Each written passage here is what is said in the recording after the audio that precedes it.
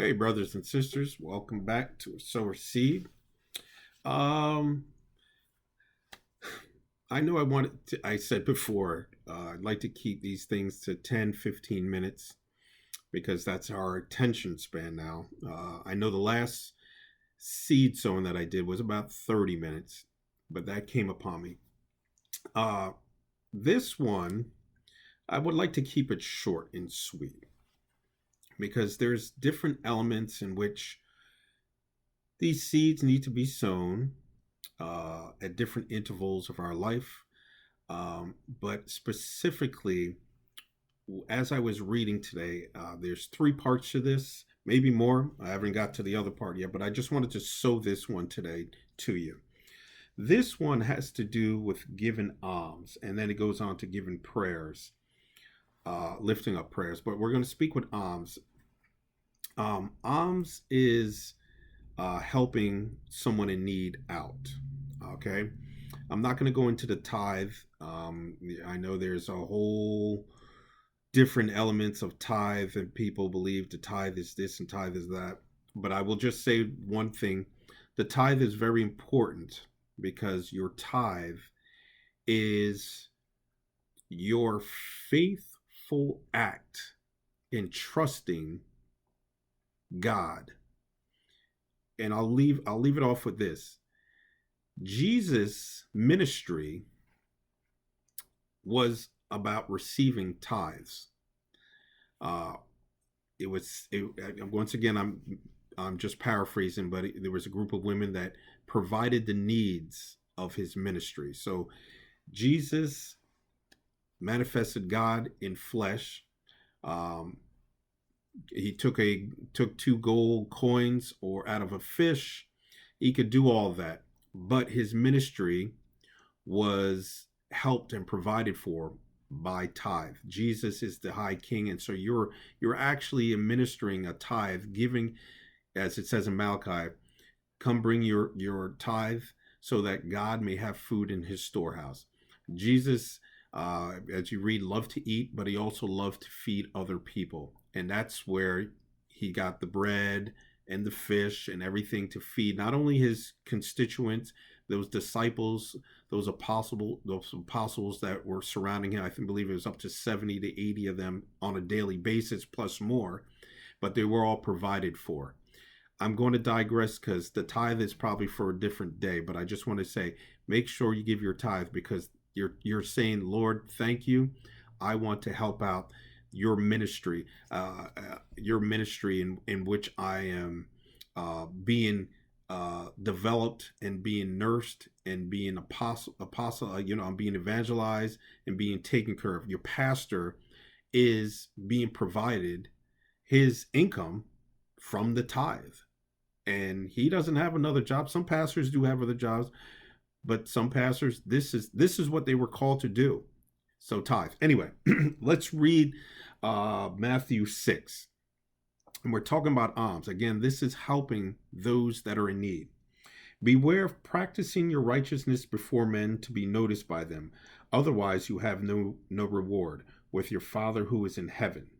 When therefore you give alms, do not sound a trumpet before you as the hypocrites do in the synagogues and in the streets, that they may be honored by men. Truly I say to you, they have their reward in full.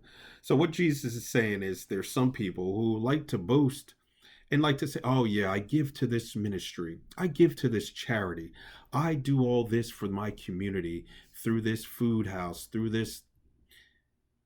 God is not God doesn't like someone who is like that. He said, do it. Here it is. But when you give alms, do not let your left hand know what your right hand is doing, that your alms may be in secret, and your Father who sees in secret will repay you. This is going to be a common theme as I go through this over the next couple of days or week. Repay. God, Jesus is saying that you're going to be repaid for providing alms, providing help to someone who's in need. Okay? It is specifically talking about you're going to be taken care of financially, or if you're ever in need also, which I believe the tithe is what covers that. But whenever you're in need, you're going to receive something back. And I know this is truth because, I humbled myself because of the Lord's initiative in me. He tells me sometimes to go ahead and give to this entity, give to this entity. And I've seen those rewards, that repayment come back, quite frankly, in 30 and 60 and 100-fold. But I wanted to read this to you in Second Corinthians, and we're gonna leave off here. Uh, and this is about, if you really don't believe that giving alms produces a repayment, Jesus is saying directly, your Father is going to repay you. So you're not losing anything. Quite frankly, it's an investment in the kingdom. These are kingdom laws, rules.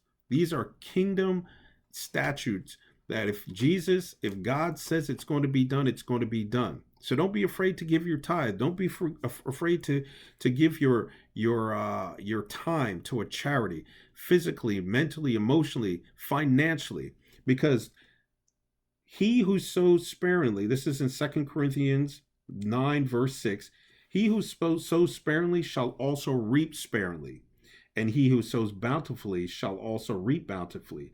Let each one do just as he has purposed in his heart, not grudgingly or under compulsion, for God loves a cheerful, joyous, prompt to do it giver. And God is able to make all grace abound to you, that always having all sufficiency in everything, you may have an abundance for every good deed. And if you skip down to verse 10, it says, he who supplies seed to the sower and bread for food will supply and multiply your seed for sowing and increase the harvest of your righteousness. See,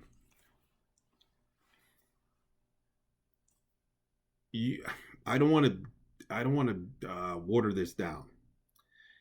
Kingdom principles here on earth are the same as when you get to heaven. You're going to be in a group, you're going to be in a nation, you're going to be in a heavenly realm in which everyone helps everyone else. There's no commerce in heaven, from what I understand with people who have been to heaven.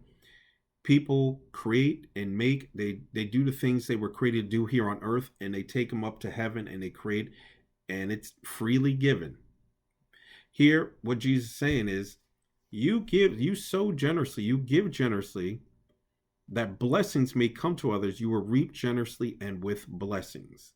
But don't do it under compulsion. Don't do it grudgingly. Don't go, oh, this is my last $10. I don't know if I want to help this thing, or this, I only have the weekend. This is my only weekend that I could relax. I'm not going to do that. This is my time. Okay, that's yours. You've made a decision. God's not going to look upon that and go, well, I can't, I'm not going to do this for that. But if you do go ahead and you sacrifice that last $10, you sacrifice that one Saturday you have off, or whatever it is, God sees it. And if you do it in secret, God will repay you. And we're going to stop in about 2-3 minutes, because I want to say that I've seen this in my life. I want to reiterate this. Sowing generously that blessings may come to others, you will reap generously. But just don't sow just to sow. Just don't sow. Let me see if this works. I want to see if this works. So I want to sow $1,000 and I want to get back $100,000. This is not a gamble. This is not, a lottery system.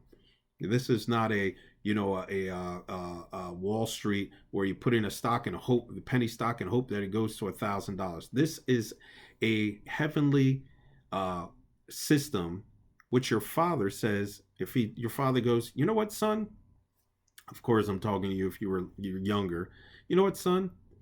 If you go ahead and mow this lawn every Saturday, your mother says, if you vacuum the house and do the dishes, vacuum the floor, these are the privileges that we are going to give back to you, whether it's an allowance, whether it's going out after you're done and staying out, to a certain amount of time.